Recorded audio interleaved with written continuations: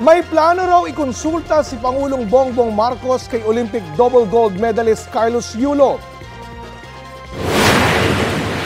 Interest ko, dumami ang medalist kagaya niya.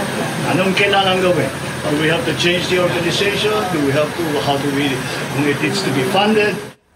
Sabi ng Pangulo, sa tingin niya ay si Yulo ang best person para tanungin kung paano mapapabuti ang sports program sa Pilipinas. Sa 100 taon na pagsali ng bansa sa Olympics simula 1924, 18 medalya pa lang ang naipapanalo ng Pilipinas.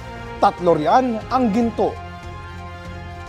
Kapuso, alamin ang maiinit na balita. Bisitahin at mag-subscribe sa GMA Integrated News sa YouTube. Sa mga kapuso abroad, samahan nyo kami sa GMA Pinoy TV at sa www.gmanews.tv.